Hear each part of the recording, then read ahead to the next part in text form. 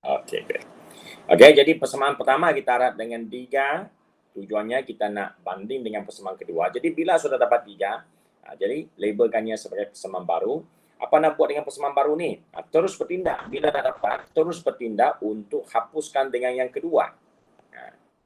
4 dengan 2 ni kena diselesaikan. Macam mana selesai? Kamu tengok, ini adalah hasil tara 3 tu kita dapat 3Y. Yang atas ini juga 3Y. Kedua-dua ni positif. Bila positif apa nak buat? Kita main tolak. Bila tolak, saya pilih 4 tolak 2. Kalau 2 tolak 4 boleh tak? Boleh. Semua boleh. Tapi saya pilih 4 tolak 2. Kenapa? Sebab saya nampak 6X tolak dengan 3X. Di sini kalau kamu rasa kamu selalu akan buat kesilapan, kecuaian, kalau kamu rasa kamu sentiasa akan berlaku kecuaian, jadi kamu bolehlah salingkan persamaan kedua di sini. Kamu boleh salingkannya. Asyik salah, boleh, Tidak ada benda yang kata tak boleh. Okey. Bila dah saling di sana, jadi kamu buat tolak. Ikut arahan depannya kita nak tolak. Jadi arahan depan, cikgu turunkannya sikit. Okey. Okey, jadi tolak. Bila tolak, dia hasilkan 3X. Ini tolak, hilang. Ini tolak, tambah Z. Ini tolak, jadi 3. Bila dah habis, ini apa? Ini adalah dua persamaan. Maksudnya sudah berjaya hapuskannya. Bila dah habis dapatkan satu persamaan menjadi dua boleh ubah, labelkannya sebagai persamaan baru. Sebab nanti kita nak guna dia. Okey, simpan dulu. Simpan dulu. Kita nanti nak guna dia. Okey, so sekarang. Langkah pertama, ini kira the first move. The first move sudah selesai. Now we go for the second move. Second move apa dia? Second move saya akan gunakan persamaan 1 semula untuk selesaikan dengan persamaan ketiga. Apa buat? Masih juga nak hapuskan, okay? The second move tu ada langkah kedua, juga nak hapuskan satu anu. Anu yang sama. Jadi tadi pilih Y, sekarang pun pilih Y juga. Macam mana nak pilih? Macam mana nak buat? Persamaan 1 kita tarak dengan 5. Supaya dia jadi 10X tambah 5Y tambah 5Z sama dengan sifar. Okey, ini akan dilabel sebagai persamaan yang ke-6. Continuous, nama persamaan tu mesti berterusan. Okey. So, jadi persamaan ke-6, lepas itu apa buat? Lepas itu kita nak gunakan persamaan 6. Okey. Jadi kalau di sini kamu rasa kamu takut salah, kamu salin lagi. Sebab salin apa? Salin persamaan ketiga. Kenapa nak salin persamaan ketiga? Sebab kita nak buat penghapusan antara persamaan 6 tolak dengan persamaan 3. 3 tolak 6 pun boleh, tapi nampaknya 6 tolak 3 lebih baik. Okey, jadi 5X tambah dengan ini tolak jadi tambah, jadi hati-hati, tambah tolak negatif algebra tu kena hati-hati. Ini jadi negatif 8. Jadi ini jadi persamaan yang ke-7. Okey, so setakat ini macam mana? Okey ke tak? Okey. Asyirah. Okey, so kalau tak sampai sini, kalau dah okey, ini kira second move. Pergerakan ataupun second move kamu sudah berjaya. Bila dapat dua persamaan yang saya guna putih susah nak tengok, okey, aku guna merah dulu. Okey, bila dapat dua persamaan ini kira linear, persamaan linear yang hanya mempunyai dua pemboleh ubah, maksudnya kamu sudah berjaya menukarkan soalan ini balik kepada menengah rendah, iaitu tingkatan 1, 2, 3 yang kamu belajar dulu. Jadi selesaikannya dengan cara penghapusan ataupun penggantian. Jadi langkah seterusnya, apa nak buat? Langkah seterusnya selesaikan kedua-dua, iaitu 7 dengan 5 dengan 7. Selesaikannya. Jadi untuk selesaikan 5 dengan 7, kita nampak lagi satu masalah di mana dengan ini 3X, ini 5X. Yang satu lagi Z, satu lagi 6Z. Si sama. Si sama apa nak buat? Nak hapus tu, kena samakan lagi sekali lagi penyebutnya. Jadi kita akan pilih Nampaknya persamaan kelima kena didarabkan dengan 6. Kenapa saya pilih 6? Sebab saya nak 6 Z jadi 6Z. Jadi dia jadi 18X darab dengan 6Z sama dengan 18. Okey, jadi ini akan jadi persamaan yang baru lagi, namanya persamaan ke-8.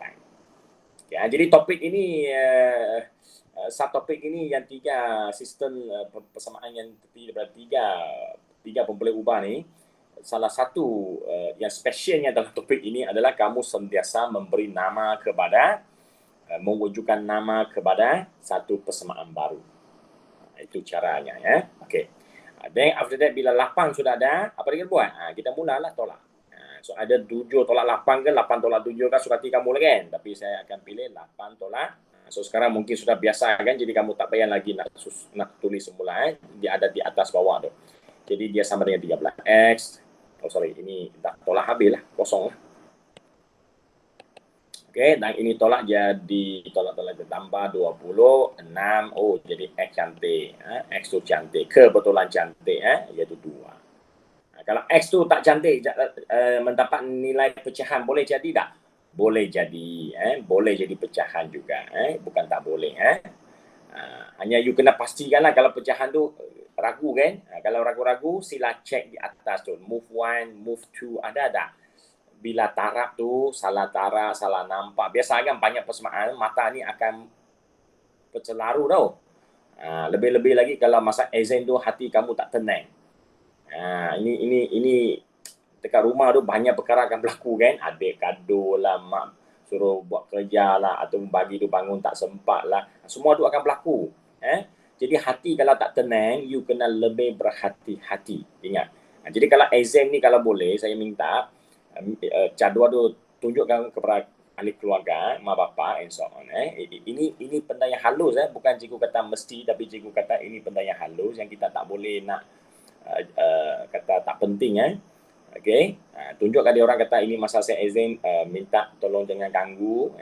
Kalau ada gangguan, kamu kena cari cara untuk kurangkan gangguan. Contohnya apa? Paling senang, letak earphone dekat telinga, dengar sikit muzik.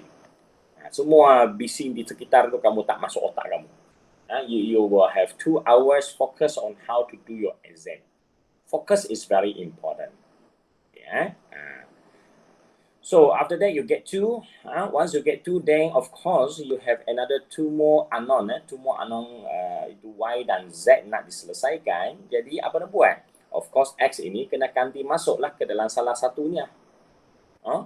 Yang mana yang boleh kita selesaikannya? Ganti ke dalam persamaan 5 ataupun persamaan 7 untuk selesaikan Z. Jadi saya akan ganti X sama dengan 2 ke dalam ke dalam mana? Ke dalam ke dalam 5. Contoh. Itu cara cikgu tulis lah kan. Kalau kamu tak suka cara ini, kamu boleh guna cara satu lain pula. Mungkin kamu katakan ini sebagai persamaan ke-9. Jadi 9 ganti ke dalam 5. Okey. Soal lain pun boleh juga, cikgu pun boleh terima. Ya, kalau tidak, kamu tulis ayat tu. Gantikan X sama dengan 2 ke dalam persamaan 5. Okey. So 5, 3 darab 2 tambah dengan Z sama dengan 3. Di sini hati-hati jangan salah rujuk. Semuanya lebih kurang sama di atas tu, jangan kamu salah rujuk. Salah rujuk tu hang kantoi. Salah rujuk ada jawapan tak? Ada. You rujuk macam salah rujuk macam mana, pun ganti-ganti tetap boleh kira. Jawapan pun tetap keluar. Okey? Okey, sudah dapat Z. Tadi X dapat, sekarang Z dapat. Akhir sekali tinggal apa? Tinggallah Y. Bila kata tinggal Y, kita ganti pilihlah dari asal tu, balik kepada yang asal atas ini. Mana satu tempat yang boleh cari nilai Y dengan paling senang kalau kita tengok antara 3 persamaan ini? Saya nampak persamaan 1 paling cantik. 2X, Y, Z. Ya, jadi 2X, 2 tambah Y tambah Z dikatakan sama dengan sifar kan? Di sini of course lah saya cikgu ni nak cepat-cepat salin sebab saya tak nampak soalan kan. Jadi sepatutnya di sini kena tulis lah. Kena tuliskan kan. X sama 2, Z sama dengan negatif 3 ke dalam persamaan 1. Then Y akhirnya kamu dapat 4 tolak 3, 1, pindah jadi tolak 1. Selesai. Okay, jadi akhir sekali dapatlah 3 jawapan X, Y, Z. So, bila dah dapat 3 jawapan, ada orang nak masuk.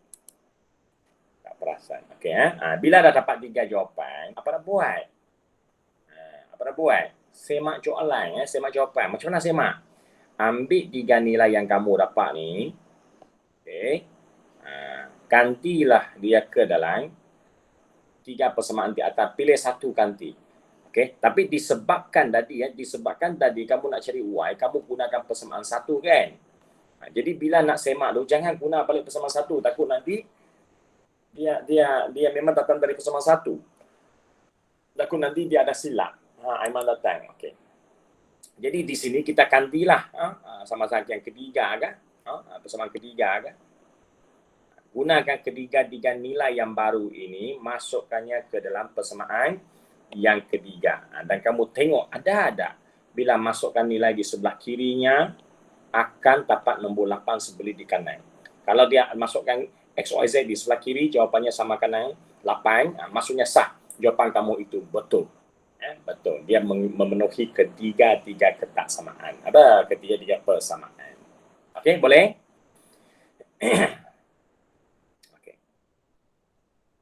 So inilah contoh soalan yang dikatakan yang dikatakan macam mana nak selesaikannya. Asyirah, boleh tak Asyirah?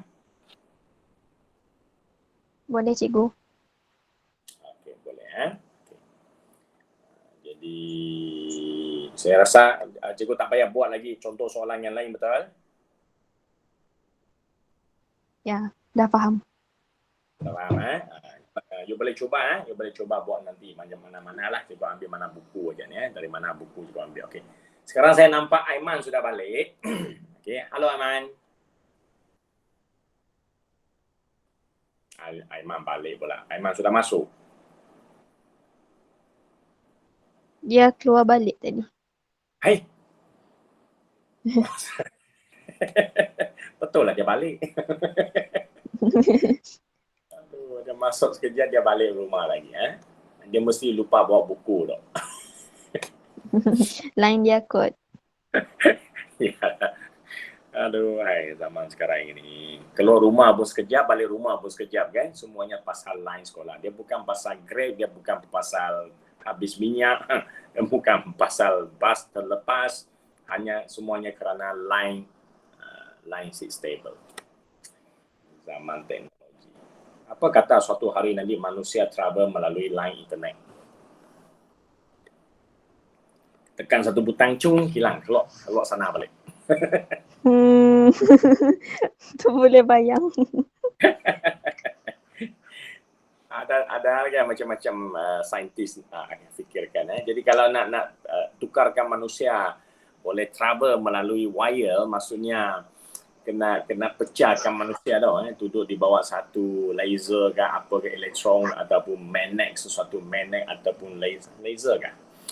Dia kena sinarkan kepada diri manusia tu, lepas tu pecahkannya jadi elektron semuanya pecah kepada elektron, lepas tu elektron masuk dalam wire, travel to another side, lepas sampai sana dia keluar balik, dia cantum balik elektron ikut tempat dia. Cantum keluar, akhirnya keluar semula. That's called imagination, right? Human, because of imagination, we can we can fly, we can go to the moon, we can go travel far away that we never think we can be there. Because of the imagination yang orang kata itu gila pada awalnya. Yeah. But kita kena gila sebab dia kata sebab kita nampak tak mungkin. Tapi kalau sains max itu kira dengan betul, ilmu itu ada dekat dunia ni. Okay, kita kajinya betul-betul, then it can be. It can be. Hanya perlulah banyak study. Mungkin ada benda boleh lah, mungkin ada benda memang tak boleh lah. Macam klon manusia pun macam boleh sudah kan. Klon binatang sudah boleh cloning. Okay. Tapi badan boleh diklon. Tapi mindanya, otaknya tak boleh diklon. Dia mesti ada sesuatu yang ada juga limitation. Okay. Tapi adakah otak ini boleh dihadiskannya, boleh dimasukkan sesuatu juga kan? Dia punya memory. How we keep memory actually? Uh, like that. Like that, right? Like that. Jadi macam mana benda hidup ini otaknya boleh simpan memory? Dan kita boleh hilang memory juga. Kalau orang accident hilang memory. Kenapa hilang memory? Macam mana hilang memory? Apakah penyebab dia jadikan dia hilang memory? Kalau hilang memory ada sebabnya, mesti ada sebab boleh recover memory. Bila ada penyebab, mesti ada cara. You see? Yalah, itu bukan cikgu punya kerja lah. Cikgu hanya banyak berfikir lah. Ya. Jadi bila orang banyak berfikir, dia cuba kaji SLD, akhirnya dia akan dapat solusinya. Okay. So, now we go for... Aiman masih belum masuk? Aduh, sayangnya. Aiman sebenarnya nak cikgu tunjukkan fungsi ni, fungsi gubahan dia kata. Macam mana nak buat fungsi gubahan. Ataupun selain gubahan tu, di sini ada sesiapa nak tanya soalan lain dah? Selain yang 43 ni. 42 ni. Ini 42 ke 43? 42. 42 belum ada orang tanya. 42 okey ke dah? Vertex, cikgu? Buku teks? Vertex kah? Apa itu? Vertex? Vertex. Gambar itu. Gambar yang mana ya?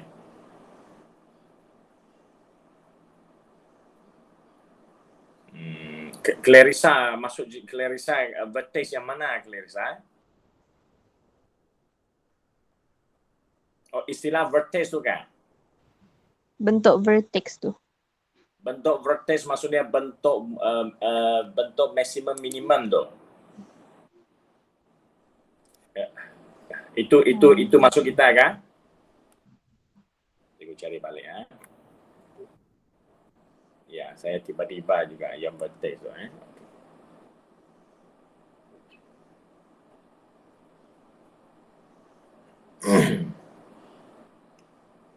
nampak pula buka ni. Okey, bentuk vertex bab 2 kan? Bab 3, bab 2.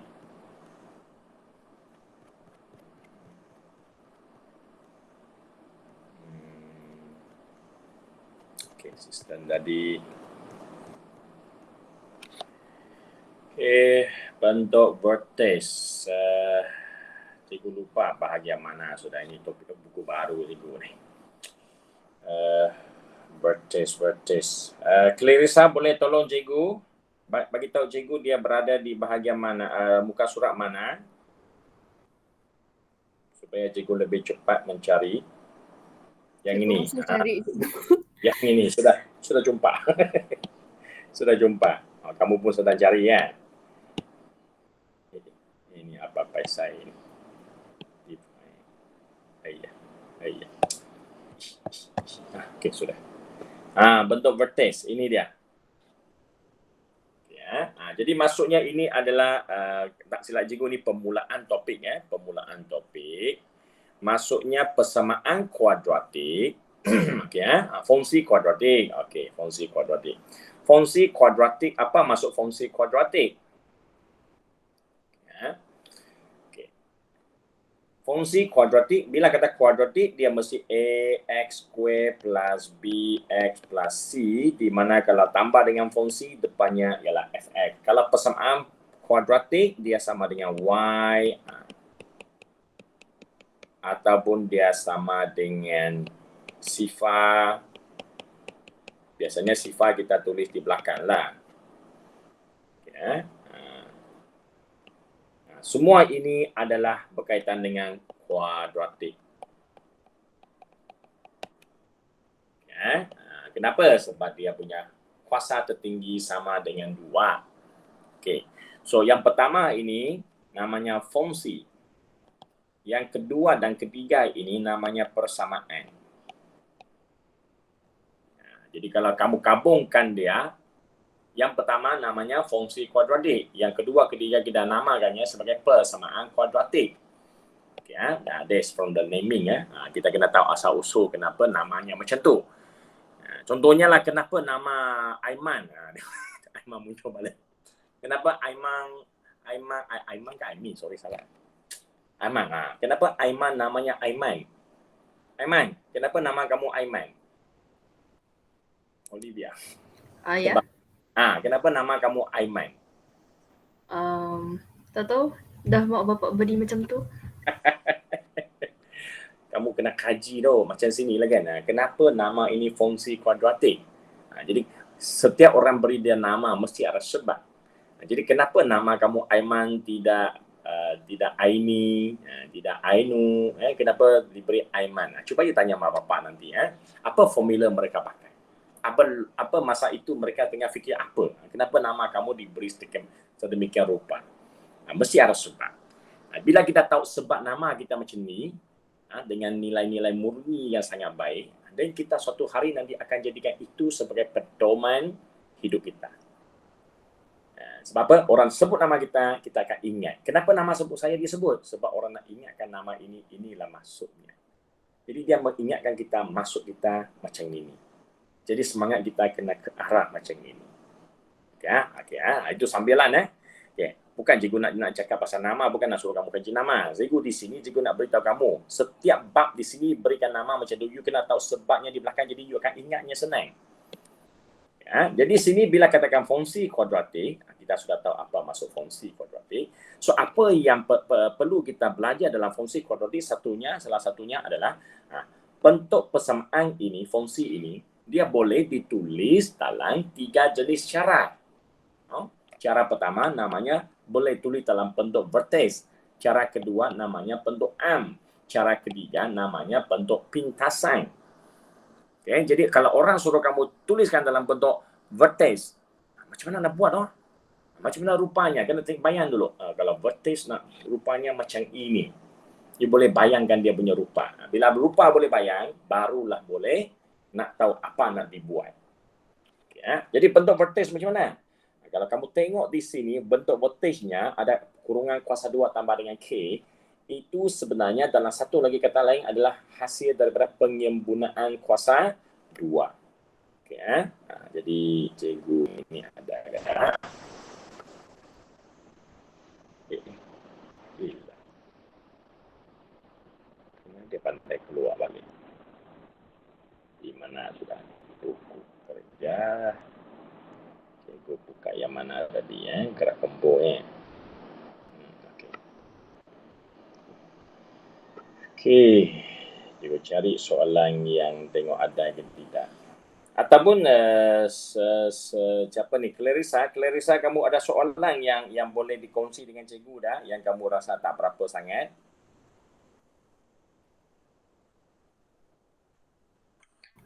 Tak ada cikgu. Tak ada, Okey, tak apa. Cikgu sudah jumpa.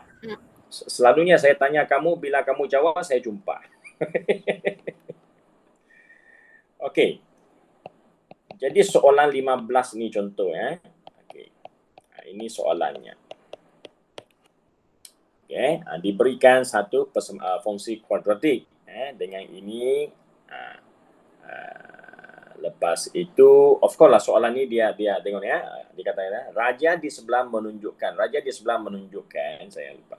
Raja di sebelah menunjukkan graf yang bagi fungsi fx itu ini dia. Bagi fungsi ini dia. Ini apa? Inilah bentuk vertex. Sorry, macam mana? Vertex. Okey.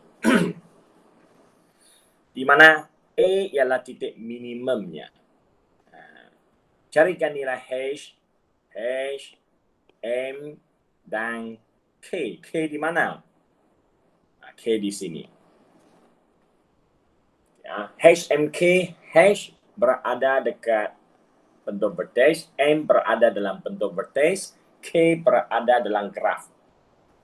Okay. Di mana apa yang disuruh kamu cari 3 huruf ni, 3 anong ini, dia dikaitkan dengan fx. Fx ini pula ada kaitan dengan, memang sama dengan fx di atas.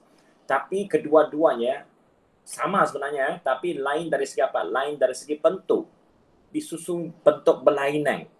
tapi mereka sebenarnya sama. Jadi maksudnya di sini, kalau kamu nak cari nilai-nilai unknown di sini, kamu kena rujuk kepada yang atas. Sebab di atas sana kamu nampak semua pemala ataupun pekali, semua pekalinya adalah nilai yang diketahui. Tidak ada satu pun unknown di sana. Okay? Jadi itulah tempat boleh dapatkan clue ataupun dapatkan jawapan untuk jawapan HMK di bawah sini. Tapi sebelum kamu nak guna pakai 365 di atas tu, 3 negatif 3, 6 dengan 5 ni, sebelum kamu nak pakai nilai sana, dia tak boleh pakai terus, kamu kena tukarkannya kepada bentuk vertex seperti yang bawah sini. Jadi di sini soalan ini menguji apa? Dia menguji adakah kamu tahu ini adalah bentuk vertex yang pertama. Kedua, dia nak kamu kuasai adalah kau tahu tak macam mana nak tukarkan bentuk arm jadi bentuk vertex. Ya. Yang ketiga, dia akan uji kamu bila dah boleh tukar kepada bentuk vertex, kamu tahu tak apa kegunaan bentuk vertex ini. Tukar kepada bentuk vertex, okey boleh. Tukar bentuk boleh. Apa guna dia bila tukar buat apa? Dia mesti kaitkan dengan, dia ada kaitan dengan graf. So, 3 kemahiran mesti dikuasai. Ya. So, jadi kita mestilah mula dengan langkah pertama. Tukar bentuk. Okey, tukar bentuk. Macam mana nak tukar? Nak tukar kepada bentuk vertex. Okey. Langkah pertama, ini cara cikgu. Kalau you tanya siapa? Sia kah? Siapa tu? Yang mana Sia ni? Dia tak ada malah ni. Seorang Liu, seorang mana lagi? Jacques kah? Siapa? Jacques kah? Yang Sia tu. Jacques Sia kah? Legas. Sia ni dia cara ni cepat tau. Saya tengok dia hantar latihan habis sudah. Saya pun tengah mencari mana dia buat ni, macam mana dia buat. Kadang-kadang lain orang dia lain cara.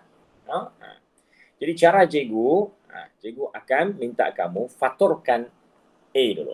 Fatorkan A.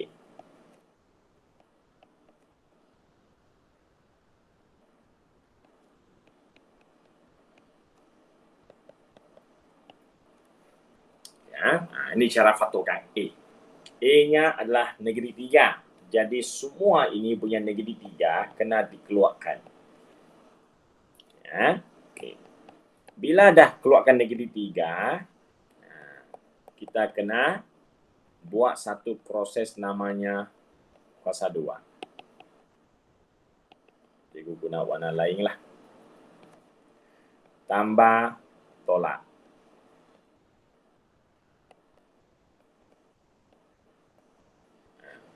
Yang warna kuning ini, yang cikgu tulis ni, warna ungu apa? Warna oranye ini, dia wajib dibuat macam tu. Dia mesti tambah dan tolak dulu. Tak boleh tolak tambah. Dan dia mesti kuasa 2 dan mesti bagi 2. Dia tak boleh kuasa 3 bagi 5, tak boleh sebarang. Dia mesti 2. Okey. Dan di sini apa nak diisi atas? Nilai yang nak diisi di atas tu adalah nilai di sini, negatif 2. Okey. Dan negatif 3 dalam kurungan X. Okey. Apa dah buat? 3 yang depan menjadi, ini sudah boleh ringkaskan kan? Ringkaskan dia jadi negatif 1. Alamak. Okey.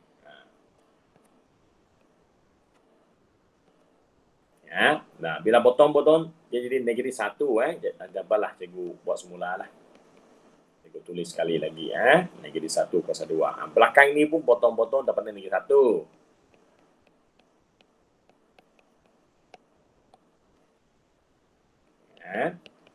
Lepas itu apa buat? Lepas itu yang 3 ini, di mana yang belakang ini jangan kembangkan. Jangan kembangkannya. Dia akan difaktorkan menjadi ini. Ambil nilai yang ada kuasa 2 ni, X-nya, dengan yang ada kuasa 2 di belakang tu, negatif 1-nya, keluarkannya. Juga tak nak kurungan dengan banyak. Keluarkannya. Jadi kenapa ini negatif 1? Sebab yang dalam kurungan tu negatif 1. Fokusnya adalah yang kuasa 2. Dia namanya penyempurnaan kuasa 2. Yang ada kuasa 2 tu. Kuasa 2 sempurna tu.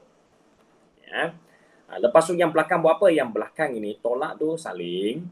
Negeri 1 kuasa 2, 1. Yang belakang itu hala tujunya adalah selesaikannya. Okey. Jadi negeri 1 tolak dengan 5/2. Tolak 1 tolak 5/2. Tolak ini jadi tolak 2/2. Jadi apa? Tolak 2, 7/2. Ya. Dan after yang akhir sekali, negeri 3 kita harap masuk. Kembalikan A tadi. Okey, selesai. Ya. Okey. Bila dah selesai kat sini, maksudnya kamu sudah berjaya tukarkannya kepada bentuk vertex. Jadi bolehlah kalau sekarang kamu boleh menggunakan jawapan bentuk vertex kamu untuk bandingkan, ini simbol banding bandingkan dengan bentuk vertex yang soalan bagi. Okay.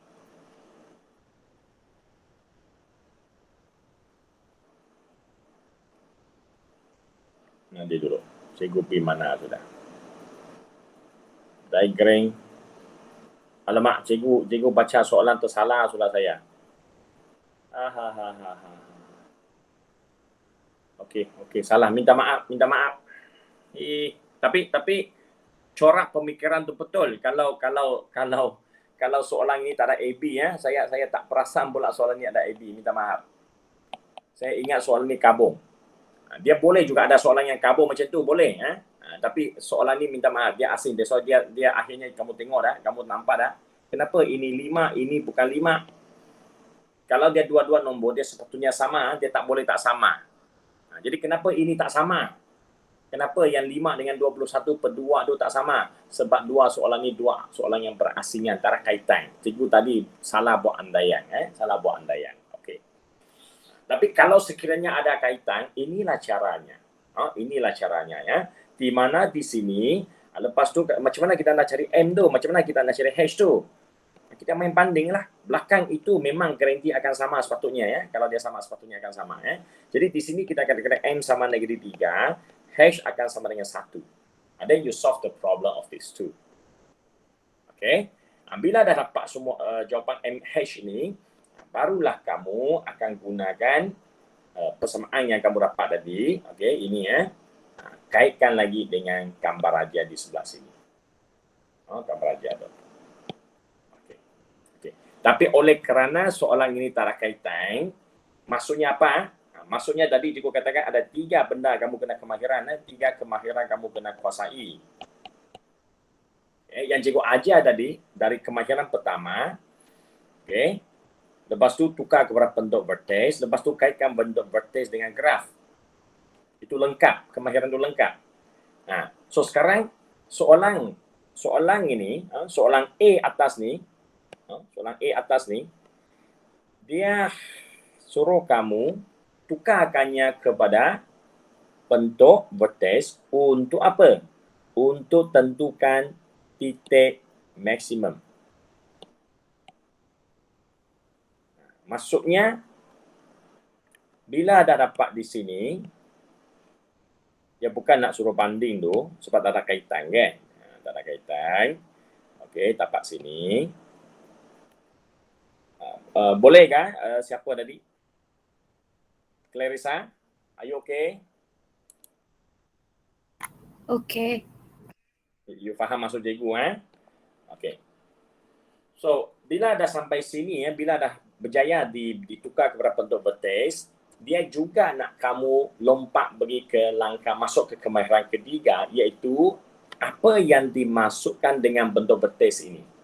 Bentuk vertex ini dia sebenarnya ada kaitan dengan graf juga, tapi sekarang sebab dia tak lukis graf, dia nak kamu terus kaitkan dengan yang dikatakan titik maksimum.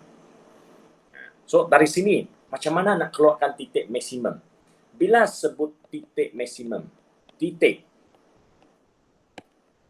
So this is the third skill that you need to mastery. Jadi kemahiran ketiga ni dia nak kaitkan dengan titik maksimum. Bila sebut titik mestilah koordinat. Ini tak benar hilang ilmu koordinat ni memang macam tu. Jadi koordinat mesti XY.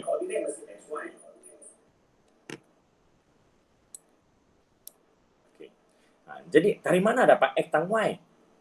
How to get the X dan Y daripada vertex tu? Maksudnya di sini, vertex itulah tempat boleh kamu dapat perolehi koordinat X dan Y. The question now is, do you know where to get it? If you know where to get it, then solve the problem. Jadi kemahiran ketiga sudah kamu boleh kuasai sudah. So the cara dapat X, Y itu senang saja. Ini cara paling susah. Vertex itu paling susah. Vertex itu kalau dah boleh buat, nak kena pasti X, Y itu kacang. Koordinat X, dari mana? Koordinat X, ambil dari tempat X. Mana X dia? Dalam kurungan. Tengok dalam kurungan itu apa? X tolak 1. Take out everything here. X tolak 1 sama dengan sifar. X sama dengan 1. You see, you get 1 already. Fill in the blank. Okay, you get X already. Now, where is the Y? Y ini pun jangan susah hati. Kamu tak nampak simbol Y, tapi yang nampak yang hujung tu. Take out the value at the back there. Itulah Y kamu. Y sama dengan 21 per 2. Itulah maksimum dia. Okay. Jadi kemahiran yang hari ini tukar bentuk ang kepada bentuk vertex. Okay. Bentuk vertex tukar, cari maklumat dalam bentuk vertex itu kemahiran pertama, kaitkan dengan titik maksimum. Means that cari koordinat X dan Y. So inilah caranya, carikan nilai koordinat X dan Y. Okay. So ini adalah kegunaan vertex yang pertama. Sudah boleh kuasai? Kalau boleh, type 1 baca. Main lagi. Nanti Aiman dia akan tulis 1. Okay. Oh ya, alien tanya sesuatu di sana. Eric, saya alien pula. Eric tanya apa? Eric, nama kamu saya sambung baca. Eric. Menjadi alien. Equal to 5 per 3, 5 per 2. 5 per 3, 5 per 2. 5 per 3, 5 per 2 kah? Oh, okay. Mana dia 5 per 3, 5 per 2 Ini.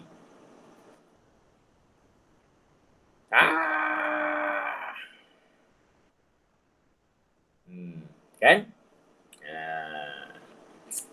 Memang mata Eric itu dari jauh sana nampak dengan jelas. Mata cikgu sudah kabur. Cikgu sudah salah. Jadi ada kemahiran, menguasai kemahiran tapi tidak menguasai kecuaian. Cikgu berlaku kecuaian di sini. So here should be 3 saya gunakan kuning. Not 2. Sini 3. Kenapa sampai sini jadi 2? Otak adalah sesuatu mengganggu. Ada gangguan berlaku, minta maaf. Jadi sini sepatutnya 3 per 3. Tolak menjadi 8 per 3.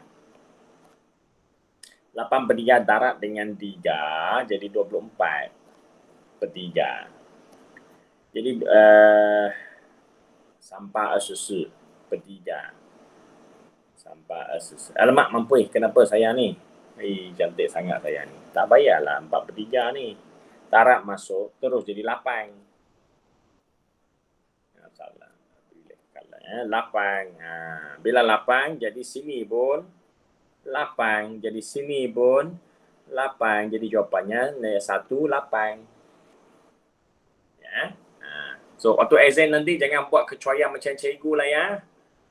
Tapi dari segi konsep you tengok apa yang cikgu buat tadi, konsepnya sikit berubah sama saja hanya kerana cuai. Cuai ini yalah. Cuai ini macam mana nak elak cuai?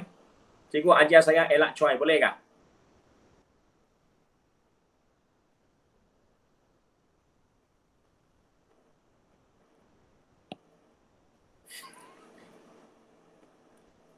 Bruce Lee ni siapa?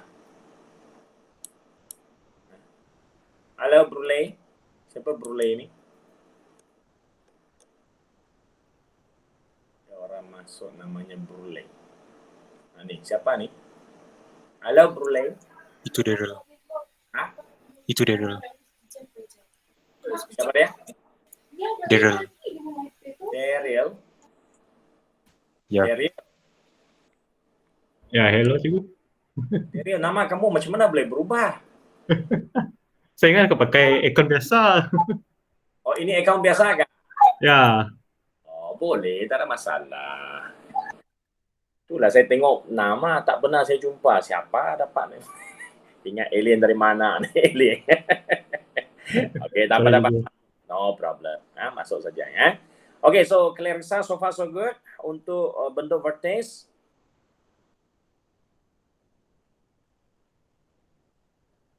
Ya, okay, good. Jadi apa yang cikgu ajar bukan saja ajar kamu tukar bentuk ikut soalan tadi. Lepas tukar bentuk, ingat bila kita belajar tukar bentuk itu baru permulaan. That is just a level 1, level 2, aras 1, aras 2. You know how to do it. Okay, kita mengetahui, kita boleh buat. But if you know how to apply it, you know how to use it, that is aras 4, 5 sudah. You know how to apply it. Dan kalau kamu boleh generatekannya, kamu boleh buat keras sendiri. Kalau boleh buat keras, lepas tu kamu boleh buat persamaan sendiri. Berdasarkan satu graf, contohnya saya lukis keras sebarang untuk kamu. Sebarang maksudnya bukan sebarang betul. Sebarang tapi ada label, ada nilai. Contohnya saya bagi satu graf. Okay, kuadratik. Okay, ini dia, itu dia. Sini titiknya macam mana? Titiknya is 1, -5. Okay. Dan di sini adalah 5, di sini adalah -3. Okay. Lepas tu cikgu suruh kamu tuliskan persamaan kuadratik untuk graf ini. Can you do so? Maksudnya kamu boleh lukis graf sendiri, lepas tu you can generate the equation by yourself. Itu sudah sampai arah tinggi. Means that you really understand how to use the vertex, how to use the vertex to calculate, to get back the equation of the function. Daripada titik vertex ini, titik maksimum minimum ini, kita boleh dapat jawapan. Itu aras tinggi sudah ya. Okey. Jadi apa yang cikgu ajar tadi, bukan saja ajar tukar bentuk, tapi kegunaannya. Jadi soalan 15A ini, kegunaannya adalah dia kaitkan vertex dengan istilah maksimum, titik maksimum. Soalan B ini pula, okey. Soalan B ini apa ceritanya? Dah sampai sini kan? Ajar teruslah. Soalan B ini dia punya concern is right. Dia punya concern is okay. I don't need you to do the vertex for me. Bentuk vertex tak payah kamu buat, saya bagi. Baik hati ya. Baik hati. Aku bagi kau. You tak payah susah-susah buat. Yang saya nak uji bukan cara penyempurnaan kuasa 2 tu. Macam mana cara langkah atas yang panjang-panjang ni? Okeylah, I assume that you know already. Senang cerita.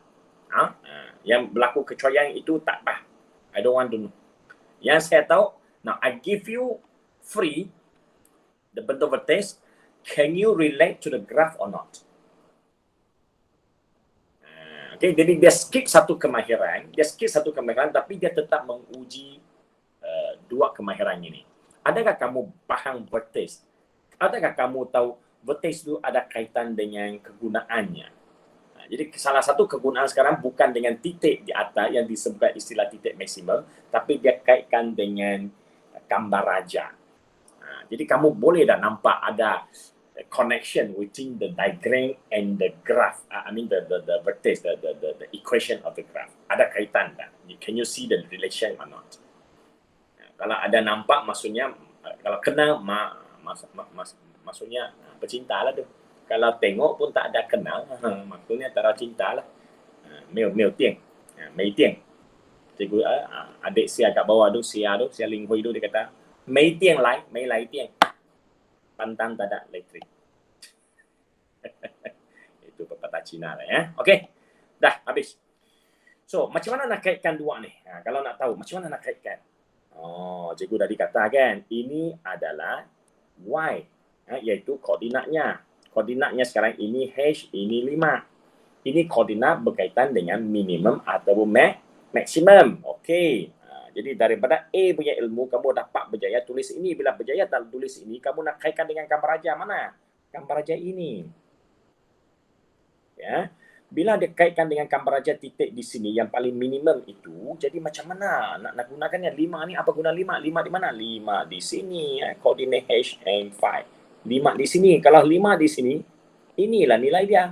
Jadi dari sana langsung tak payah nak kira K sama 5. Tak ada kiraan. Terus dapat jawapan. Satu markah kau punya. Apa buat? Mata tengok dan nampak elektrik. Okay, nampak connection. You get a connection, you get 1 marks. Yeah. Okay, next, then second H. I want to find H. Where is the H? H is here. This is H. Oh, atas sana kata X sama dengan 3. Simetri X. Pasti simetri. Pasti simetri X sama 3. Ini adalah H. Maksudnya H sama 3. Okay, tulis saja H sama 3. 1 mark for you. Ada langkah tak?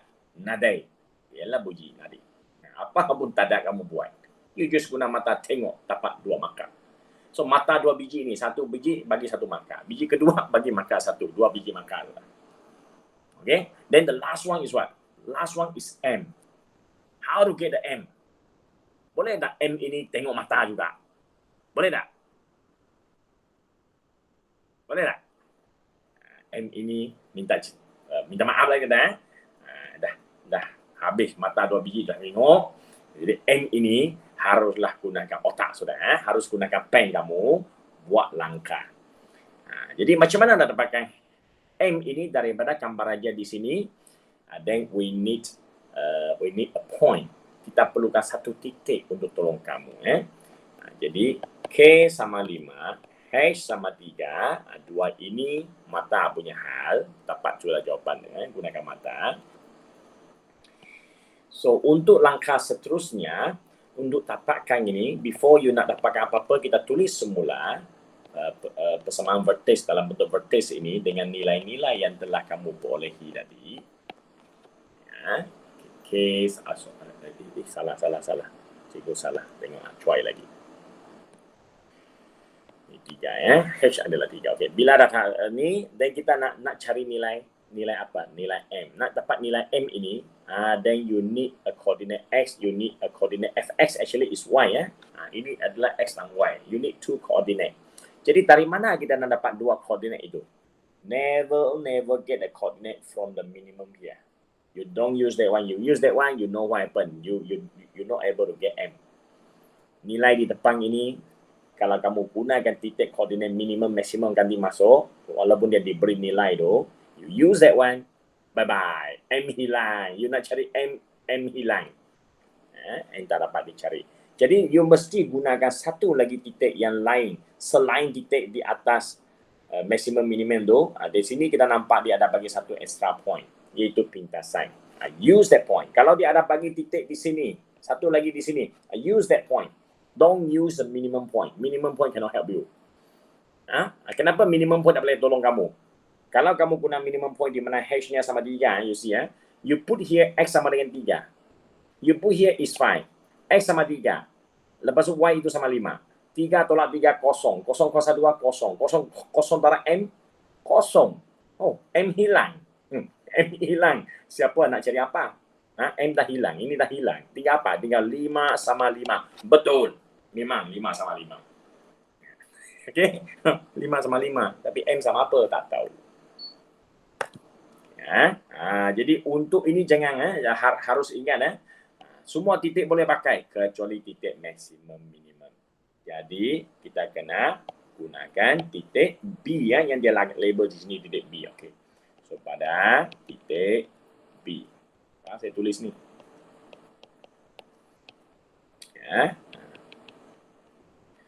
Jadi 8 sama dengan M, sifar tolak 3, kuasa 2 tambah 5. You see?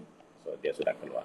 So, negatif 3 kuasa 2, 9. Ini pindah jadi tolak 5. Cikgu cepat sikit lah ya.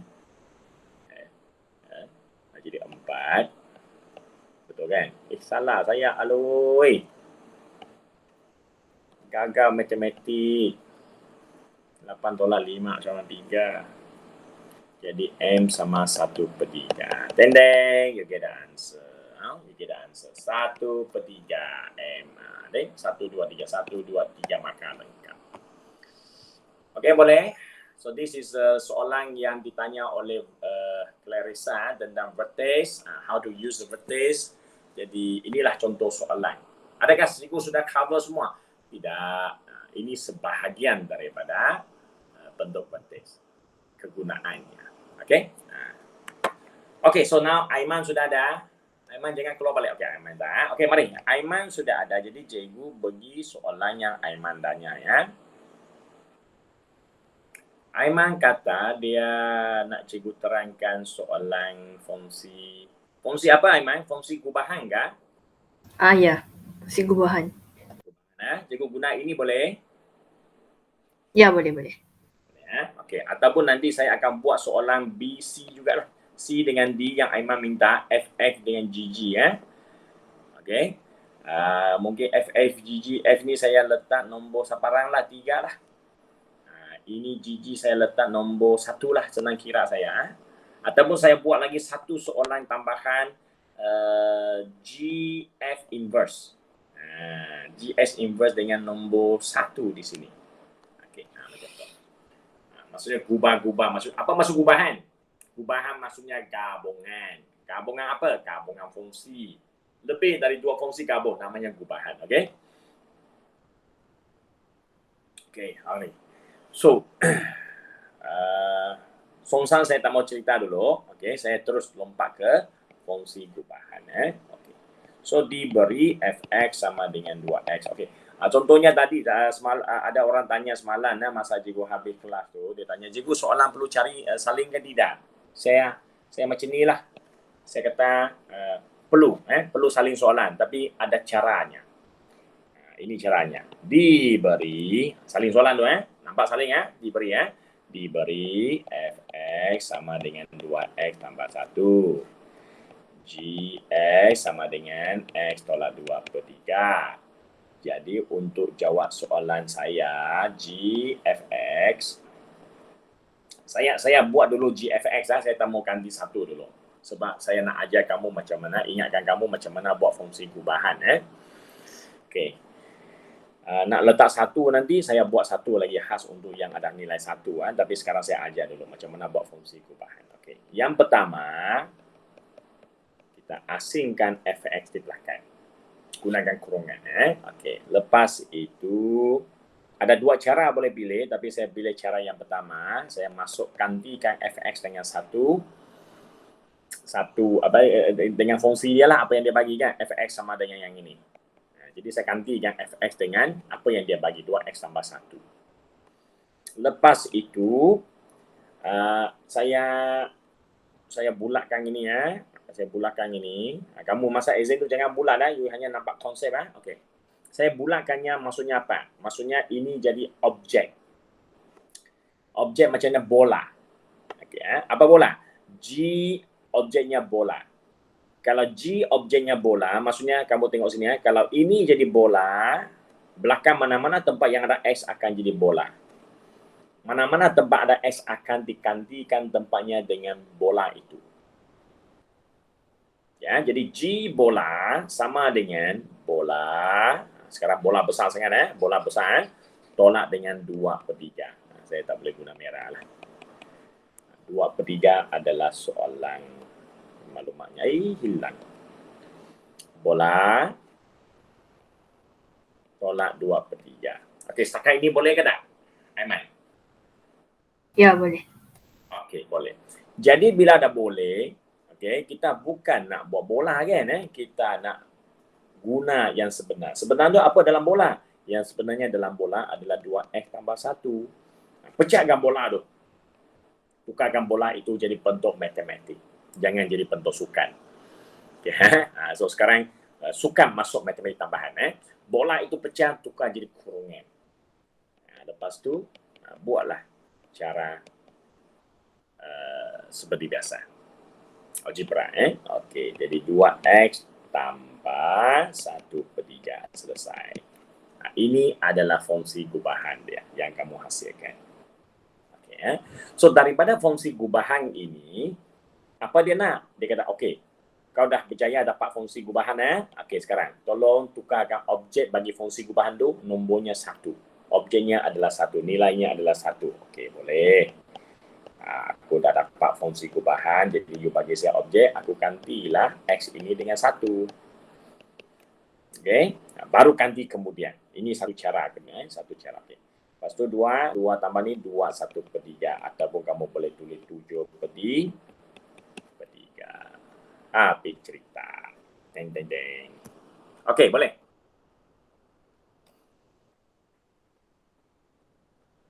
Ya. Okay. So, cara kedua. Boleh tak gunakan cara kedua? Boleh. Banyak cara sebenarnya matematik ini. Janji kamu jangan confuse. Cara kedua, kita mulakan terus dengan nilai 1. Okay. Tapi langkah pertama tak pernah berubah. Langkah pertama masih asingkan antara F dengan G. That is standard. Asing. Lepas asing, kamu tengok fx. Yang belakang tu apa? Kurungan. Matematik, apa-apa yang dikurungankan itu mesti buat dahulu. Itu prinsip, mesti pegang. Apa yang dikurungan tu boleh buat dahulu. Okey, apa dalam kurungan tu? Fx. Fx tu apa? Fx adalah 2x tambah 1. X tu apa? X ikut apa yang kita tengok dalam kurungan, objeknya adalah 1. Jadi saya gantikan 1 ke dalam fx dulu. Itu pun boleh. Ya. Lepas itu, bila dah ganti, kamu dapat apa? Kamu dapat 2 darab 1, 2 tambah ni 3. Okey, 3. Oh, jadi sekarang fx dia sudah tukar bentuk menjadi satu nilai yang baru, iaitu 3. Dan 3 ini menjadi objek kepada G pula. Menjadi bola kepada G. Tadi bola besar. Sekarang kerana fx dia tolong saya selesaikan semua, jadi dia telah memperhalusi bolanya. Menjadi bola halus. Bila dah bola halus, baru pas kepada G. G pun senang kerja lah kan. G kata, oh terima kasih F, kamu dah tolong saya selesaikan. Jadi saya pun gunakan nilai kamu 3 ni, masuk ke dalam tempat ini. Jadi dia akan jadi 3 tolak 2/3. Jawapannya ialah 2, 1/3, iaitu 7/3. Yeah, you see? So at the end of the answer is the same. Ya, hanya dari segi prosesnya berlainan. Okay, dua-dua ini betul. Okay. Okay, so now pergi ke soalan yang cikgu cipta sikit untuk jawab soalan. Aiman kata, okay cikgu macam mana buat fx? fx. Ini sebenarnya fx. Okay. Jadi katakan nak buat soalan ketiga, kamu tulislah diberi fx sama dengan 2x tambah 1. Perlu salin gx tak? Tak payah. Kenapa tak payah? Tak ada kaitan. Saya nak buat soalan C. Tak ada guna G, guna fx saja. Jadi, mulalah terus fx. Yang saya nak cari 3 tu kan? Okay, 3 tak apa. Takut nanti confuse. Jadi saya buat fungsi gubahan dulu. Jadi bila dah kata fx, 2 kali f. Apa langkah pertama? Sama. Jangan kerana dia sama, ff tu kamu bias dengan dia. Tidak. Tetap juga sama. Kau dua pisah. Pisahkannya. Depan belakang. Kurungankannya. Lepas tu apa dalam fx tu? Fx tu 2x tambah 1. Sekarang ini jadi bola. Ya, bola besar ni. Bola besar panjang ini. Siapa punya bola ni? Bola kepada fx. Objek kepada fx. Jadi kamu tengok atas ini, dia bolakannya. Tempat yang ada x itu bola. Sekarang bola ni tukar jadi bola panjang. Okay. Jadi kalau ganti ke dalam yang atas ni, inilah akan jadi 2. Saya gunakan merah. 2 bola panjang tambah 1. Apa dalam bola panjang tu? Dalam bola panjang tu 2x tambah 1. Tukar bola jadi kurungan. Okay. So sekarang cikgu buang bola. Kamu cuba tengok boleh faham ke tidak.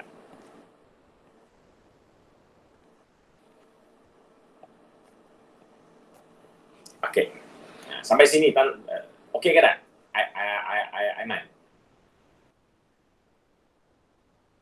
Ya, boleh. Okay, cantik. So bila dah boleh apa nak buat yang langkah seterusnya? Langkah seterusnya tak lain tak bukanlah matematik lah kan. Algebra 4x tambah 2 tambah 1 jadi 4x tambah 3. Selesai. Oh tapi belum selesai dia kata. Aku bagi kau objeknya 3 bukan x. Oh, okey. Selesaikan dia yang terakhir. Jadi yang 3 ni akan jadilah ini 3. Jawapannya 12, 15. Habis cek tak? Boleh?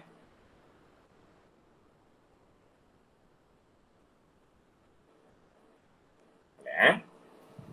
Ya, so fx sudah, gg cikgu rasa lebih kurang sama lah kan? Ya, lebih kurang sama. Tapi kalau gg ni cikgu bagilah, cikgu bagi soalan lain sikit Okey, let's say diberi g sama dengan x bahagi x tambah 1. Wow. Sengaja bagi yang complicated sikit di mana x nak ulia sama negatif 1. Okay. Kalau g x sama dengan x bahagi dengan x tambah 1 di mana di sini kamu kena ingat ini bola ni ada 2 tempat mau ganti 2 tempat ada x tu. Dua-dua itu kena ganti dengan g Jadi macam mana? Apa soalannya nak ditanya? Okey, let's say dia kata g kuasa 2x. Cari fungsi kubahan g kuasa 2x. Apa maksud g kuasa 2x G kuasa 2x jangan kamu salah faham bukan fungsi G, bukan fungsi G. Jangan sesekali kamu guna G kuasa 2 Lepas tu kamu kata nanti x tambah 1 dalam kurungan kuasa 2 hancur. Ini memang hancur besar itu maksudnya kamu tak faham fungsi kubahan. Bukan tak faham nak buat, tak faham fungsi kubahan tu apa benda.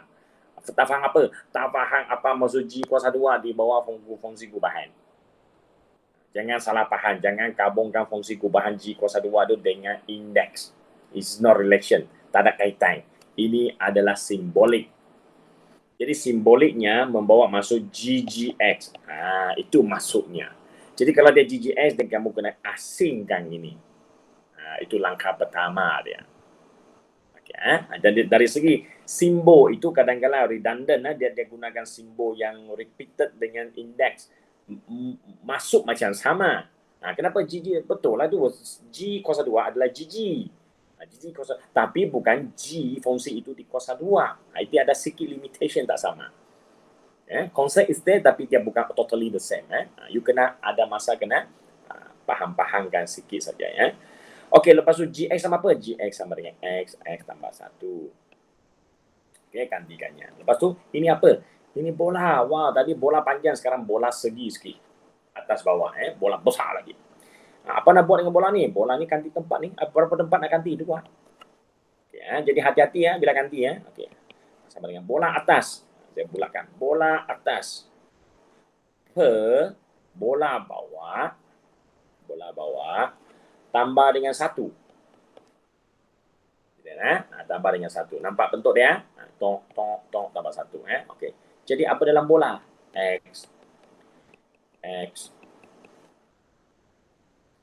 So, X per X plus 1 over X per X plus 1 plus 1 plus 1. Takkanlah saya nak saling yang sama sekali lagi kan. Jadi yang 1 ni kena tukar jadi X tambah ni lah. Ini tukar ni. 1 kan. 1 ni joker kan. Selalu ni 1 ni paling sedap pakai. So, kati kamu nak pakai apa pun. Jadi tukar ikut yang sebelah. Sebelah tu apa? Sebelah tu penyebutnya X tambah 1. Buat algebra. Jadi mana-mana yang ada kelemahan algebra tingkatan 1, 2, 3, no shortcut relearn. Okay? Relearn. Benda ini kenapa boleh jadi macam susah bagi kamu barangkali kalau yang ada banyak pecahan ini. Cikgu jangkakan kerana dulu bila 2/3 tambah 1 tambah 2 kamu sentiasa guna calculator. So that's why you hilangkan skill 3/3. Langkah ini kamu hilang. Bila langkah ini macam senang tapi hilang. Bila hilang, you come back to the question like this one more complicated yang melibatkan algebra. Then you will see the kesan buruknya. But never mind. The basic you know, just relearn. Relearn. Top up balik. Sekejap saja tu. Then after that, I use the simplest way, paling cepat punya cara saya potong. Kenapa belum macam itu? Kamu boleh gunakan cara bahagi. Nanti you know why. Yang atas bagi bawah, yang atas bagi bawah. You can know why. Then after that, it become x over 2x plus 1. Itulah hasil daripada fungsi gubahan GG, yang di mana G itu lebih complicated. Okay? Dan di sini, of course, sebagai orang yang profesional, jangan tinggalkan jawapan macam tu. You have to tell people apa yang X tak boleh jadi. X cannot equals to negative 1 over 2. Ini kena lengkap. Ini orang yang prihatin. Apa maksud prihatin? You boleh guna semua nilai X. Nilai X ni je pakai. You pakai nilai A ni hancur. Tak boleh pakai. Tak ada nilai boleh cari. Infinity. Ataupun tidak tertarif. Tidak tertarif. So kena baik hati maklumkan orang dulu. Nanti silap dia tak tahu, dia terpakai habis cerita. Jadi belakang itu adalah langkah berjaga-jaga sebenarnya dalam matematik ataupun dalam bidang sains. Kita ada langkah berjaga-jaga. Okay, thank you. That's all untuk fungsi. So far so good, my dear. I'm so happy tonight. A lot of you come here. A lot of you turn out. 17 of you. Alia sudah left. Mungkin lain lagi. Okay, how? Aiman okay? Paham. Cantik Aiman. So, try to do the exercise, extra exercise. Okay, if you want the extra exercise, I can forward to you. I can give you some books. I got a lot of books here. Free of charge, don't worry. Tapi jangan ni lah, cikgu pun ambil buku saya, kakak saya digitalkannya kan, saya scankannya. Saya buku ni. Buku lama-lama ada banyak cikgu scan dia.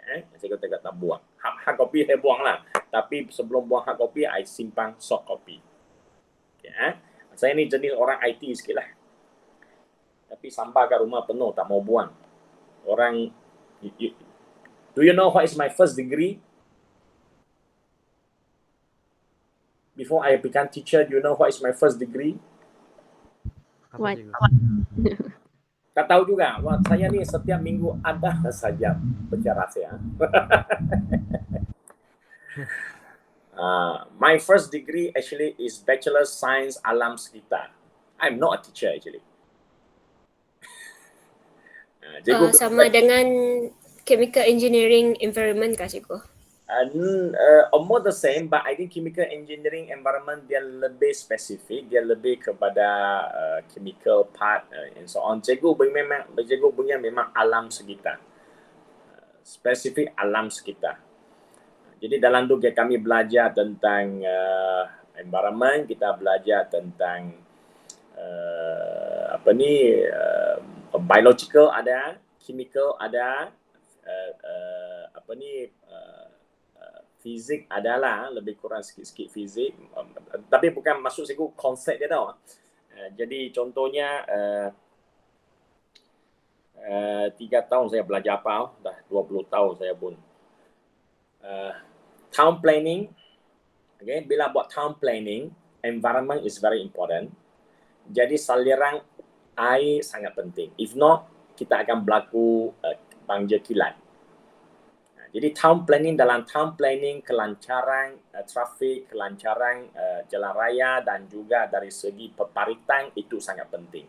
Parit kalau tak cukup besar, tidak dikira dengan luas permukaan bandar yang telah ditalkan, yang telah disimenkan, jadi semua air itu akan masuk ke dalam parit, dan parit itu kalau parit kecil, bandar dah besar tapi parit tak pernah di-upgrade, tak pernah dikira volume dia. Volume itu MX tu. You know, volume is MX. If you don't calculate the volume of the parit yang boleh menampung luas permukaan di mana telah disimenkan oleh manusia, yang sepatutnya tanah yang boleh serap air oleh rumput, oleh pokok, everything kebekang tak tahan air, tak ada, sudah semuanya simen tadi, mana tak tahan airnya? Tak tahan airnya masuk parit. Dan kita pula pandai-pandai buat parit kecil. Lepas tu parit kecil tak apa, sumbat. Itulah jadi banjir kilat. Okay, dan also the gradient, this and all and so on. That one is more on the maths and physics tentang town planning. Okay, if talking about chemical part, apakah bahan-bahan buangan bahan kimia yang membahayakan kesihatan. Contohnya cyanide, plumbum.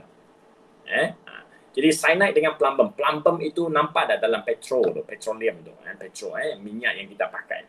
Pump masuk dalam kereta. Dalam tu ada plumbum. That's why dulu ada petro dengan plumbum. And then after that ada suatu ketiga, dia petro tambah plumbum. Unleaded, dia panggil unleaded petro. Kenapa? Sebab plumbum itu juga adalah heavy metal yang boleh merosakkan badan manusia. Dan mercury juga adalah heavy metal.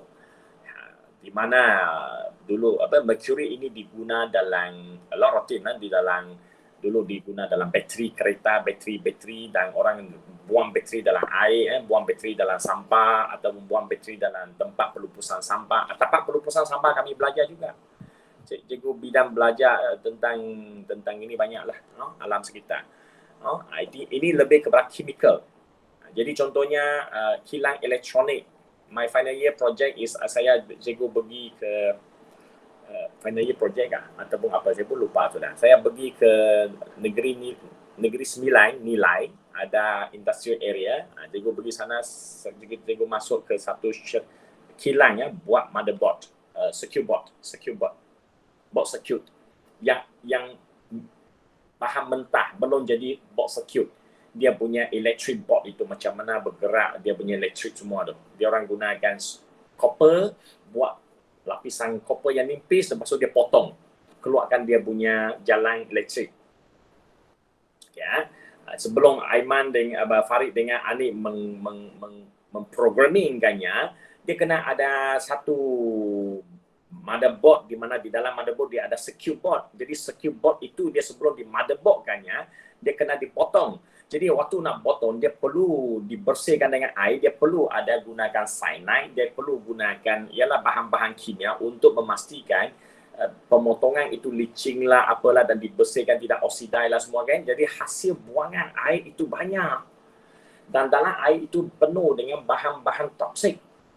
Then how they are going to use masukkan air itu ke dalam tangki besar. Cikgu naik satu-satu tangki tu, pergi tengok apa dalam tangki, macam mana dia nak merawat air itu, macam mana mereka campurkan koagulum, macam mana mereka campurkan bahan pelarut-pelarut ataupun reagent-reagent untuk membuatkan bahan kimia yang larut di dalam air mentah. Dia kena koagulum dulu, dia kena tukarkan benda yang larut menjadi benda pepejal. Keluarkannya balik. Hanya keluarkan balik menjadi pepejal baru dapat ditapis. Bila dia dapat ditapis, air yang sudah dikeluarkan bahan kimia ke dalam dalam bentuk pepejal, yang tinggal di atas itu adalah H2O air. Air yang bersih itu barulah dilepaskan ke dalam sungai ataupun parit. Jadi di sini environmental science atau dia sangat penting, macam chemical engineering lah, chemical environmental science, mereka akan kaji yang ini. Macam mana nak buat sehingga bahan kimia kat dalam tu boleh bereaction dan menjadi pepejal, lepas tu mentah jadi slush, and then slush itu boleh diasingkan keluar, ditapiskan keluar, dan air yang bersih boleh dikeluarkan. Jadi sebelum air ini keluar, cikgu punya final year project is, saya akan pergi sana nak kaji dia punya air, kualiti airnya. Kita akan, syarikat itu memang pun buat kerja macam tu. Jadi saya akan pergi sana tolong dia kerja lah. Sambil saya tolong kerja, saya ambil data. I have to collect the data. Ambil air jam berapa, masuk dalam lab. Masuk dengan satu bikar yang kecil. Lepas tu titiskan berapa titis reagent untuk menguji kehadiran cyanide di dalam sana. So masuk dalam mesin, baca. Ada cyanide ini sampai satu level yang selamat. Jam 1 berapa, jam 2 berapa, jam 3 berapa, dan catat. Bila catat, buat graph and so on, and then that is one of the project in university. Itu salah satu bidang lah yang cikgu belajar, dan kami juga belajar macam mana nak design kilang besar, di mana contohnya kilang itu combustion, membakar. Ada kilang membakar, contohnya apa? Contohnya LNG kan, sentiasa membakar, tapi LNG itu bakar lain tu, itu bakar besar tu. Yang ini kalau dekat kilang kan mereka ada bakar, lepas tu asap yang hasilkan keluar itu nak lepaskan ke udara, tidak boleh ada bahan kat dalam tu, you know dia ada pebeja di dalam sana. Pebeja itu dalam WhatsApp itu dia ada panggil apa suspension punya habuk. Habuk itu tak boleh dilepaskan ke udara. Bila lepaskan ke udara contohnya mana? Contohnya you senang aja you pergi SNG baru. SNG baru dengan kampung cepat. Sangat kotor. Kampung Kemunting sangat kotor udaranya. Rumah tu 1 minggu kamu tak sapu, dari luar tu penuh dengan habuk. Kemunting Kenapa dia orang boleh macam tu? Sebab dia, sorry tu saya lah, dia tidak designkan benda yang dia hasil daripada kilang-kilang kat sana, banyak kilang bapan semua kan. Mereka bila bakar keluar, dia sepatutnya ada satu circulant, udara masuk ke satu design fizik yang design sebab ini berkaitan dengan force, berkaitan dengan turbine. Turbine maksudnya putaran angin. Bila putaran angin dia boleh kira dengan betul, dia boleh pusing di dalam satu silinder, dan silinder itu bila pusing kat dalam tu, dia akan boleh menghilangkan graviti sehingga habuk itu boleh dicentralize, dikumpul di tengah-tengah dan jatuh ke bawah. Bila jatuh ke bawah, yang bawah itu kumpulkan habuk, yang atas tu lepas tu adalah udara yang bersih sikit. This one also we have learned a bit. Tidak spesifik because we are not engineering. If we are engineering, then we design it. Okay, we design it, but we are not the engineering. Cikgu punya masa itu bukan engineer, jadi saya tak design, kami hanya belajar konsep saja. See, so now you ask me about environment. I tengok sini, I tengok sana. I know what is the thing going on. Apa patutnya mereka buat, baru boleh hilangkan masalah. Okay, this is something lah about environmental science. So I'm a person who really care about environment. That's why cikgu kalau kat sekolah, I apply my knowledge in the school, don't throw rubbish. Konsep apa? Konsep, still remember, 1 tiket untuk 3 tiket masuk stadium. Masih ingat tak? Tiket masuk. Ada cikgu. Macam that is what I use. I apply my knowledge in my life. Okay, I cannot become engineering, I cannot become environmental punya department, punya somebody official, but I am a teacher in the school. I also can use my knowledge to do in the school. Itulah sebabnya lah. Termasuk tanda sekolah, sewage system, cara macam mana nak kenapa dibina tangki-tangki besar tu. I know the system so well. Dalam itu dia ada bakteria. That is called what? That is called, kamu ada belajar bio nanti, bio dengan kimia. Bio tu ada satu istilah, ataupun dalam bidang sains ada satu istilah yang sangat penting, iaitu BOD. Biological Oxygen Demand. Benda ini you sampai kiamat pun masih guna pakai. Sebab apa? Sebab dia berkaitan dengan hidupan. Hidupan apa? Hidupan mikrobiologi, mikronism. Mikronism dia dalam air, dalam mana-mana pari, dalam sungai, is there from million years ago until million years and after. Mereka perlukan oksigen. Bila mereka perlukan oksigen, then BOD can be count. Bio Oxygen Demand can be count. Jadi tanda sekolah tu, kalau dia punya najis semuanya masuk ke dalam parit tambah di rawa, dia boleh menambahkan kandungan BOD di dalam parit di luar sekolah. Bila benda ini dilepaskan dengan banyak-banyak dan tidak dirawat dengan betul, akan ada banyak ikan akan mati dalam parit.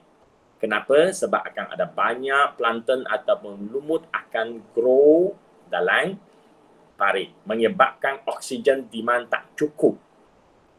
Oksigen demand tak cukup. Bila oksigen demand tinggi, mereka merebut oksigen. Bila merebut oksigen, ikan lawan dengan mikroorganisme. Siapa kalah? Siapa kalah? Siapa boleh bagi tahu cikgu? Mikroorganisme kalah. Depend lah mikroorganisme apa. Mikroorganisme kalah. Siapa yang kalah? You have to know. Okay, saya tanya you. Living thing. Sorry yang lari tajuk pula kita. Dah pukul 9 lebih. Iklan sikit lah iklan sikit. Mikroorganisme banding dengan hidupan lain. Mana satu populasinya boleh merebak dengan cepat? Mikro. Kenapa? Sebab mereka kecil. Sebab ya. Sebab dia kecil. Kenapa kecil mesti cepat? Sistem pembiakan mereka ringkas. So mereka tak perlu nak just nak Sistem pembiakan membiak. Istilah tu mungkin ada lari sikit aneh. Sistem pembiakan ringkas maksud sistem itu merujuk kepada organ membentuk sistem kan. You only focus on that part system. Okay, yes, it's related to that. Actually, mikroorganisme dia adalah unicells. Ataupun sel yang kurang complicated macam amoeba, amoeba is unicell. Apa yang bukan unicell? Paramecium and so on kan. Mereka ini multicell tapi dia bukan yang sangat complicated macam kita. That's why untuk dia membina satu lagi generasi muda ataupun generasi yang baru, sekejap saja satu sel dah jadi dua. Actually happen in our body every day, you know. Satu sel dalam biologi ada belajar kan? Mitosis and meiosis. Mitosis happen every minute, every second.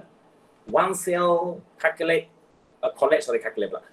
all the tenaga, energy, makanan yang dia collect become turn to energy, and then after that dia mulalah berlaku profasa, metafasa, and then telofasa. Lepas tu dia pecah jadi dua sel. Di mana berlaku, di mana di sana ada dia panggil apa tu, centrino atas dengan centrino bawah, centrino kutub tu. Lepas tu kromosom akan berkanda. Bila berkanda dia perlukan tenaga untuk dia berkanda satu jadi dua berkanda.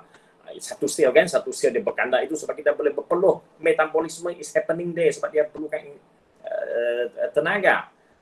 That's why you need to eat some gula. Gula itu is a source of the tenaga untuk badan, but not to be over. If you over, they storage it. Bila storage jadi lemak. That's why bila metabolisme pembiakan sel, mitosis berlaku dalam badan, 1 become 2 and everything is happening. Itu sebab bila kamu cut jari kamu, 2-3 hari dia sembuh. Kenapa sembuh? Sebab dia berlaku mitosis. Jadi 2-3 hari, tengok sini, you gandakan besar, satu cut itu boleh cover balik. Berapa sel sudah berlaku di sana, membiak di sana. Happening in the air, microorganism is something small like that, unicells. Dan unicell itu dia cepat. Bila ada makanan, dia lagi cepat. Wah, ada makan. Cepatlah dia. Sebab badannya penuh dengan tenaga. Jadi dia boleh berbelah dua dengan cepat. So, bila dia berbelah dengan dua dengan cepat, maksudnya apa? Dia perlukan oksigen yang banyak. Bila dia perlukan oksigen yang banyak, dia punya generasinya bertambah dengan cepat. Ikan tak mampu lawan.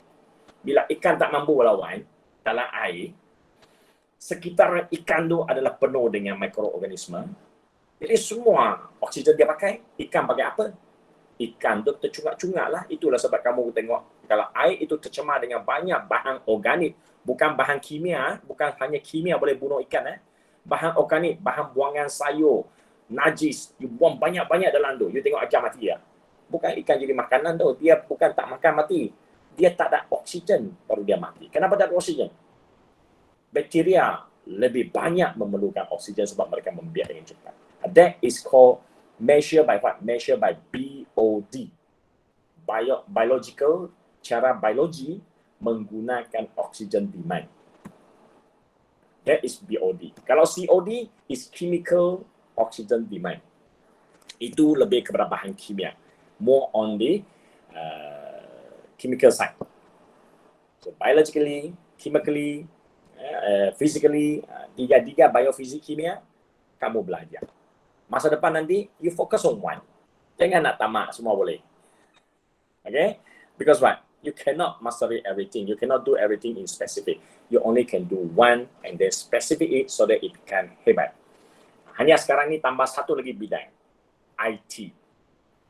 IT ni bidang apa? Biokah, fisika, kimia? You bagi tahu saya. Sains komputer. Tapi dia bidang mana? Bio, fisik, kimia. Mana satu?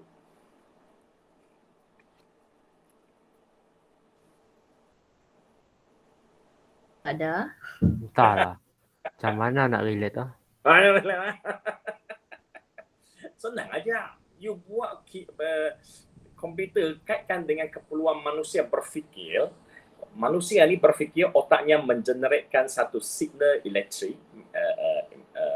Ada elektrik sebenarnya. Badan kita ada elektrik The electric you can sense it melalui impulse. Melalui impulse saraf, you can sense the saraf. Then you can use the programming and the sensor to send the minor electric, and then convert it becomes electric, and then the electric will transfer to the microchip, and then inside microchip you are the one program it so that the microchip will keluarkan arahan send another bigger electric dengan menggunakan transformer dan juga transistor and also the capacitor untuk menggerakkan motor, dan motor itu menggerakkan gear. Gear and motor is physics. Gear and motor is physics, tapi dia link dengan otak kamu, itu bio. Bio link dengan fizik, itu namanya biofisik, menghasilkan robot tangan. Jadi orang yang putus tangan, kenapa tangan robot itu boleh bergerak seperti yang dia fikirkan? Ini orang tengah namanya technology. So if you say that technology is physics only, yes, can be, tapi it also can be applied in the human part. It also can be applied in your heart. That's why sekarang orang kata bagi bedah ganti jantung kita dengan jantung plastik, elektrik punya. Itu Iron Man. So you say Iron Man can wujud one day or not? So tonight I have throw you a lot of idea. It can be happen, it cannot, it won't be happen. But will it happen? Everything is based on what? Knowledge, science and knowledge. For me, I don't think this is against any religion.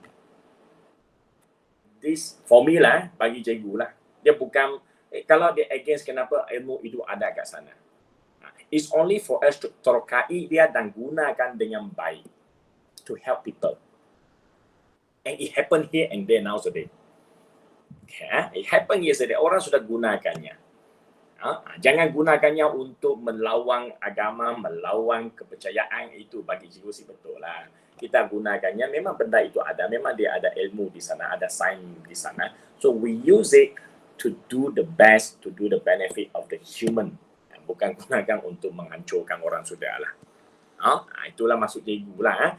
Jadi learn it. And then from here you can see banyak yang saya sebutkan tadi, dia ada kaitan dengan matematik. Why? The final thing I want to let you know is science without maths, science also tidak muncul sangatlah. Bukan tak muncul, dia is there, but you cannot master it so well without mathematics. So maths is science. Science is maths. No maths, science also tak ada. Maths yang kena ada dulu. Remember that.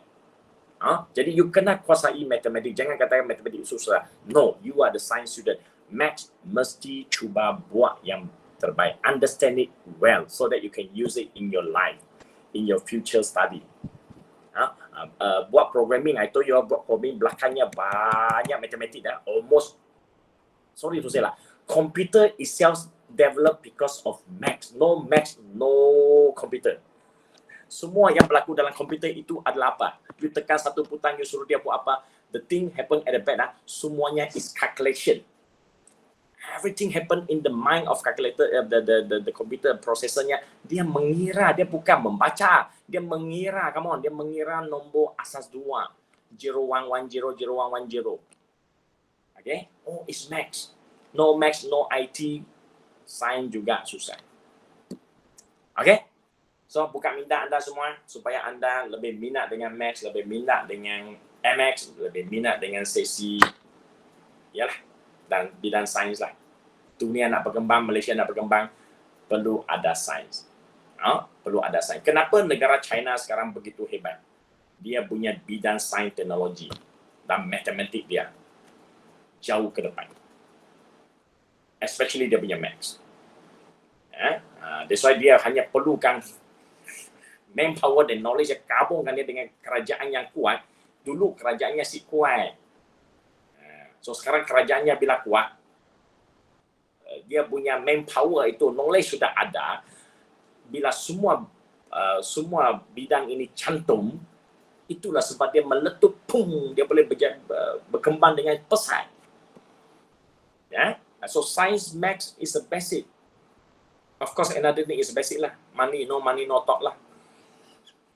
Okay, that's why economy must be good. But country without knowledge, economy cannot grow. That's why pepatah Cina kata, 在权也不要全教育. You have to understand that. Pepatah Cina kata, bukan saja pepatah Cina, semua negara macam tu. Miskin macam mana pun jangan miskin pendidikan. Kalau miskin pendidikan, it means everything will be miskin. Dari sudut ekonomi, Tapi dari segi akhlak pula jangan miskin agama. Kalau miskin agama pun hancurlah. Duit ada, tapi hidup tak tentram. Okay, ada another aspect pula. That's why Malaysia punya rukun negara itu sangat cantik. Sangat cantik have been designed. The first is kepercayaan kepada Tuhan. Agama come first. Kesejahteraan hidup kena dulu. Then after that baru ada yang kedua, yang ketiga. Iaitu agungnya kena macam mana pemimpin lah, pentadbiran negara kena macam mana terurus lah, akhir sekali tata susila kena macam mana, manusia kena ada nilai-nilai yang murni, masih balik kepada kepercayaan kepada agama kalau ada, kepercayaan kepada Tuhan kalau ada, tata susila pasti terjaga. Jadi yang tengah-tengah itu uruskan human ke apa-apa ke, itu semua akan jadi baik. Jadi nak uruskan orang dengan baik perlu ada ilmu. Ilmu itu mesti datang dari sekolah. Sekolah itulah tak boleh putus. Jadi itu sebab sekarang PDPR pun tak boleh putus. Kena belajar. Sebab apa? Kalau kamu tak belajar, sebenarnya, sorry to say batch kamu lah ini terkorban. 2 tahun kemudian kamu sudah keluar sekolah, kamu terkorban, kita akan batch satu lagi akan naik. Mereka pula terdidik. Bila mereka terdidik, ingat mereka punya umur dengan kamu baru 2 tahun umur beza. 2 tahun bagi cikgu sekarang, I'm 40 over years old, almost 50. Orang yang di bawah saya lebih umur muda dari saya 5 tahun pun dia boleh lagi maju dari cikgu kalau dia hebat. Jadi maksudnya dalam bidang pekerjaan di swasta, orang yang muda, it can beat you down. Dia beza kamu 2 tahun saja. You boleh go out sudah, dia boleh datangkan di tempat kamu. Sebab kamu punya ilmu dah cukup. You see? So you have to think for future. Don't just think for now. Exam kali ini kalau gagal, jangan lemah semangat. Exam masa depan belum gagal. SPM belum gagal. University belum gagal. Keep continue and study. Okay? Keep continue and study. That is your future. Okay? Sebab apa? Masa depan kamu bukan saja nak lawan dengan ilmu yang berkembang dengan pesat. Lawan dengan negara lain yang ilmunya lagi tinggi.